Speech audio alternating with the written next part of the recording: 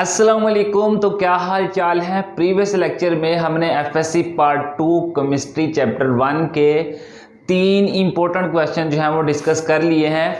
आज हमारा question number 4 है जो कि वेरी इंपॉर्टेंट है। यहाँ पे हम ये वाले question according to smart syllabus discuss कर रहे हैं, लेकिन यही क्वेश्चन जब आपका फुल सिलेबस हो जाएगा तो यही क्वेश्चन जो हैं आप वहां पे भी कर सकते हैं, क्योंकि ये मोस्ट इंपॉर्टेंट क्वेश्चंस हैं। ठीक है, तो चलिए क्वेश्चन 4 को हम डिस्कस कर लेते हैं कि क्वेश्चन 4 हमारे पास क्या है। Why the oxidation state of noble gases is usually 0। आपको पता है कि ग्रुप 8 के जो एलिमेंट है हम उनको नोबल गैसेस भी कहते हैं, इनर्ट गैसेस भी कहते हैं, रेयर गैसेस भी कहते हैं और जीरो ग्रुप एलिमेंट्स भी कहते हैं। तो हमारे पास जो नोबल गैसेस हैं उनकी ऑक्सीडेशन स्टेट जो है वो 0 क्यों होती है, ये यहाँ पे सवाल है। अब 0 क्यों होती है? The noble gases like helium, neon, argon, krypton, xenon, radon। ठीक है, और इसके बाद एक और है गैसॉन। ठीक है, वो यहाँ पे नहीं मैंने लिखी। Have completely filled valence shell। उनका जो आखिरी शेल होता है वो फुली कंप्लीट होता है इलेक्ट्रॉन से। वैलेंस शेल किसको कहते हैं? किसी भी एलिमेंट का या एटम का आखिरी शेल जो होता है उसे हम वैलेंस शेल कहते हैं, वो कंप्लीटली फिल होता है। जैसे हम देखें यहाँ पे कि हीलियम जो है उसका एटॉमिक नंबर कितना है? 2 है। ठीक है, यहाँ पे ऑक्सीजन हीलियम के आखिरी शेल में 2 इलेक्ट्रॉन हैं जो कि पेयर हैं। ठीक है, इसी तरह हमारे पास इसके बाद है नियोन। नियोन का जो एटॉमिक नंबर है वो 10 है।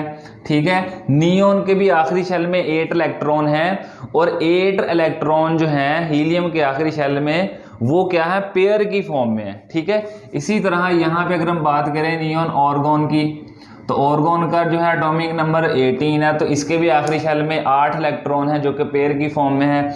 इसी तरह क्रिप्टॉन को अगर हम देख लें तो इसमें हम 18 ऐड करें तो ये 36 बन जाएगा। तो यहाँ पे इसका एटॉमिक नंबर 36 है और इसके भी आखिरी शेल में 8 इलेक्ट्रॉन है जो कि पेयर की फॉर्म में है। इसी तरह अगर हम ज़ीनॉन की बात करें तो इसका जो है 54 एटॉमिक नंबर है, इसके भी आखिरी शेल में 8 इलेक्ट्रॉन है जो कि पेयर की फॉर्म में है। तो जब उसका वैलेंस शेल जो है वो कंप्लीट होगा तो अंडरस्टूड बात है all electrons are in pair, mean उसके जितने भी वैलेंस शेल्स के इलेक्ट्रॉन होंगे वो पेयर की फॉर्म में होंगे। अगर तो पेयर की फॉर्म में होंगे तो atoms of noble gases have no tendency to lose और गेन इलेक्ट्रॉन। भाई जो बंदा इंडिपेंडेंट है उसे क्या जरूरत है किसी के पास जाके काम करने की।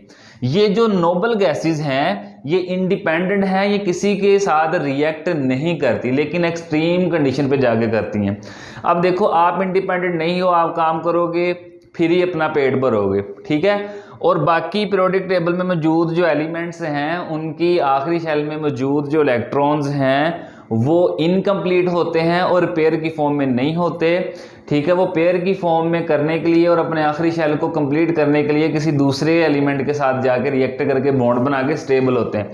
अब ये जो है हमारे पास नोबल गैसेस स्टेबल हैं और उनके आखिरी शेल में मौजूद जो इलेक्ट्रॉन्स हैं कंप्लीट हैं, पेयर की फॉर्म में है, जिसकी वजह से ना वो लूज करते हैं इलेक्ट्रॉन को और ना ही गेन करते हैं। इस वजह से it is the reason is that noble gases show 0 oxidation state usually.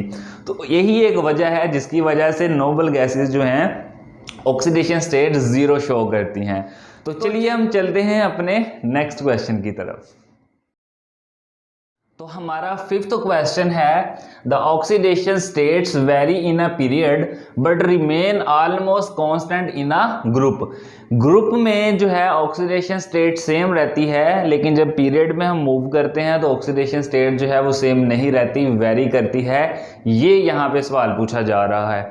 तो इसको स्टार्ट करने से पहले मैं आपको 2 बातें यहाँ पे बता देता हूँ कि हमारे पास जो ग्रुप होता है वो हमें क्या बताता है। ग्रुप जो है वो हमें बताता है नंबर ऑफ वैलेंस इलेक्ट्रॉन्स के बारे में। इसी तरह जो हमारे पास पीरियड है वो हमें बताता है नंबर ऑफ शेल्स के बारे में। ठीक है, जिस पीरियड में हम मूव कर रहेंगे जो पीरियड का नंबर होगा उस पीरियड में जितने भी एलिमेंट्स होंगे पीरियड के नंबर के लिहाज से उन तमाम एलिमेंट्स के ऑर्बिट होंगे, या हम उन्हें शेल्स भी कहते हैं। इसी तरह जिस ग्रुप में हम टॉप टू बॉटम जो है वो मूव कर रहे होंगे, ग्रुप का जो नंबर होगा उस ग्रुप नंबर के लिहाज से उस ग्रुप के जितने भी एलिमेंट्स हैं उसके आखिरी शेल में उस ग्रुप नंबर के लिहाज से एलिमेंट्स होंगे। लेट्स सपोज मैं मूव कर रहा हूँ ग्रुप नंबर 1 में, ठीक है। हमारे पास hydrogen, lithium, sodium, potassium, rubidium, caesium है, फ्रांशियम है, ये ग्रुप नंबर 1 है। इस ग्रुप के तमाम एलिमेंट्स के जब हम इलेक्ट्रॉनिक कन्फिग्रेशन करेंगे तो आखिरी शेल में 1 इलेक्ट्रॉन ही होगा। इसी तरह ग्रुप 2 के एलिमेंट्स के आखिरी शेल में 2 इलेक्ट्रॉन्स होंगे, ग्रुप 7 के आखिरी शेल में 7 इलेक्ट्रॉन्स होंगे। इट मीन्स ग्रुप नंबर हमें बताता है नंबर ऑफ वैलेंस इलेक्ट्रॉन्स के बारे में। इसी तरह पीरियड की बात करें, पीरियड 2 में मूव करें, पीरियड 3 में मूव करें, जो पीरियड का नंबर होगा उस पीरियड में तमाम एलिमेंट्स के नंबर ऑफ शेल्स उस पीरियड के लिहाज से होंगे। तो ये 2 बातें याद रखिएगा। अब हम यहाँ पे सवाल यही पूछा जा रहा है कि पीरियड में क्यों ऑक्सीडेशन स्टेट वेरी करती है और ग्रुप में क्यों वेरी नहीं करती। तो जवाब आपके सामने है, from top to bottom in a group the number of valence electrons remain same. जब हम ग्रुप में ऊपर से नीचे आते हैं तो number of valence electron same रहते हैं। सो oxidation state remain constant in a group. इसी वजह से जो ऑक्सीडेशन स्टेट है ग्रुप के अंदर सेम रहती है, क्योंकि ग्रुप का जो नंबर है उस नंबर के लिहाज से आखिरी शेल में जो इलेक्ट्रॉन्स हैं, तो इट मीन्स अगर ग्रुप 2 में मूव कर रहे हैं तो उनके तमाम एलिमेंट्स के आखिरी शेल में 2 इलेक्ट्रॉन्स होंगे, जिसकी वजह से ऑक्सीडेशन स्टेट वेरी नहीं करेगी। On the other hand the number of valence electrons increasing 1 by 1 in a period. जब हम पीरियड में मूव करते हैं तो number of valence electron increase करते हैं 1 by 1, ठीक है। जब number of valence electrons increase करेंगे it means oxidation number increase करेगा, ठीक है। तो हमारे पास यही वजह है, it is the reason is that oxidation state very in a period. यही वजह है कि पीरियड के अंदर ऑक्सीडेशन स्टेट जो है वो वेरी करती है, चेंज करती है। तो चलिए क्वेश्चन नंबर 6 जो है वो स्टार्ट करते हैं, जो कि वेरी वेरी इंपॉर्टेंट है। Lanthanides contraction controls the atomic size of elements of 6th and 7th period, ठीक है। हमारे पास जो 6 और 7 पीरियड में एलिमेंट्स हैं वहाँ पे जो लैंथेनाइड कंट्रैक्शन है वो इनके साइज को कंट्रोल करती है, ठीक है। अब यहाँ पे हम देखते हैं सबसे पहले कि हमारे पास टोटल कितने पीरियोडिक टेबल में ग्रुप्स होते हैं, 4 होते हैं जी। नीचे F ब्लॉक होता है, ये S ब्लॉक होता है, ये वाला, ये P होता है, ये D ब्लॉक होता है और ये F ब्लॉक होता है। और हमारे पास जो 6th और 7th पीरियड है मैं वो भी यहाँ पे लिख देता हूँ, 1 2 3 4 5 6 एंड 7th, ठीक है। इसी तरह हमारे पास जो ग्रुप हैं वो टोटल 18 हैं, यहाँ पे आ जाते हैं अपना 10 और 8 जो है वो ऊपर आ जाते हैं नॉर्मल ग्रुप्स के अंदर, ठीक है। तो यहाँ पे हम देखते हैं, पहले पढ़ लेते हैं फिर मैं आपको समझाता हूँ कि लैंथेनाइड एक्चुअल में होता क्या है। When we move from left to right in a period proton number increases 1 by 1, ठीक है। जब हम लेफ्ट टू राइट मूव करते हैं एक पीरियड के अंदर तो नंबर ऑफ प्रोटॉन इंक्रीज होते हैं 1 by 1। मैंने आपको पहले बात बताई है कि हमारे पास जब भी हम लेफ्ट टू राइट मूव करेंगे नंबर ऑफ प्रोटॉन बढ़ेंगे, ठीक है। और जब नंबर ऑफ प्रोटॉन बढ़ेंगे तो एब्सोल्युटली बात है कि नंबर ऑफ इलेक्ट्रॉन भी बढ़ेंगे और उनके दरमियान अट्रैक्शन भी बढ़ेगी। क्यों बढ़ेगी? But no extra shell of electron is added. जब हम लेफ्ट टू राइट मूव करेंगे तो नंबर ऑफ प्रोटॉन बढ़ते जाएंगे, नंबर ऑफ प्रोटॉन बढ़ते जाएंगे, it mean number of electron भी बढ़ते जाएंगे। अब जितने ज्यादा नंबर ऑफ प्रोटॉन होंगे उतने ही इलेक्ट्रॉन होंगे और उतनी ही अट्रैक्शन ज्यादा होगी। अब attraction number of proton number of electron की वजह से नहीं होती, अट्रैक्शन तब होती है जब इलेक्ट्रॉन न्यूक्लियस के ज्यादा करीब होते हैं, और इलेक्ट्रॉन न्यूक्लियस के ज्यादा करीब तब होते हैं जब कोई भी एक्स्ट्रा शेल ऐड नहीं होता। जैसे हम पीरियड 2 में बात करें, यहां मैं लिख देता हूं, लिथियम है, बेरिलियम, बोरॉन, इधर आ जाएगा ये boron, carbon, nitrogen, oxygen, fluorine and neon, ठीक है। इसी तरह हमारे पास सोडियम है, नीचे आ जाएंगे, इधर मैग्नीशियम है। तो जब हम लेफ्ट टू राइट मूव करते हैं तो number of proton 1 by 1 increase होते हैं, नंबर ऑफ इलेक्ट्रॉन भी इंक्रीज होते हैं, कोई भी एक्स्ट्रा शेल ऐड नहीं होता, ठीक है। और उसका साइज जो है वो बड़ा अच्छे तरीके से कम हो रहा होता है, ठीक है। तो यहाँ पे देखें पीरियड 2 है, इट मीन इस पीरियड 2 में जितने भी एलिमेंट्स होंगे उसमें 2 शेल्स होंगे। पीरियड 3 है, पीरियड 3 में जितने भी एलिमेंट्स होंगे उसमें 3 शेल्स होंगे। मैंने आपको बताया है कि पीरियड का नंबर ऑफ शेल्स के बारे में बताता है। तो एक पीरियड के अंदर शेल जो है वो सेम रहेंगे, लेकिन नंबर ऑफ प्रोटॉन जो है वो इंक्रीज होते जाएंगे 1 by 1। तो उसमें क्या होता है, so electron are strongly attracted by the nucleus. ठीक है, जब एक्स्ट्रा शेल ऐड नहीं होना तो इलेक्ट्रॉन को न्यूक्लियस ने बड़ा मजबूती के साथ अट्रैक्ट कर लेना है। जब मजबूती से पकड़ना है तो साइज क्या हो जाना है, कोलैप्स हो जाना है, रिड्यूस हो जाना है। लेकिन ये फिनोमिना लॉन्गर पीरियड के अंदर बहुत सिग्निफिकेंट है। ठीक है, क्यों है, therefore atomic size decrease in a period. तो इस वजह से जो नॉर्मल पीरियड है उसमें साइज डिक्रीज हो जाता है। अब हम बात करेंगे लेंथेनाइड मीन जो लॉन्गर पीरियड है उनकी। This reduction is very significant in longer period. ठीक है, ये जो रिडक्शन है लॉन्गर पीरियड में बहुत ज्यादा सिग्निफिकेंट है। जैसे हम यहाँ पे बात करें पोटाशियम, रुबिडियम, सीजियम, फ्रांशियम। ठीक है, इसी तरह calcium, strontium, barium and radium.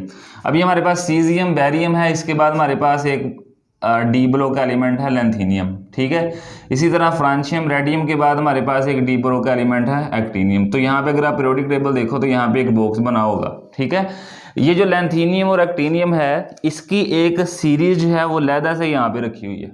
ठीक है, इस दोनों की जो सीरीज है वो यहाँ पे रखी हुई है एफ ब्लॉक के अंदर। क्यों रखी हुई है, क्योंकि लैंथेनाइड और एक्टानाइड जो सीरीज है इसमें तमाम एलिमेंट जो हैं उसमें जो 4f है, कौन सा, यहाँ पे लिखने लगा हूँ, ये जो 4f सब शेल है इस सीरीज का वो बहुत पुअर शील्डिंग इफेक्ट करता है, बहुत ज़्यादा पुअर शील्डिंग इफेक्ट करता है, जिसकी वजह से इसके साइज में अनएक्सपेक्टेड रिडक्शन होती है।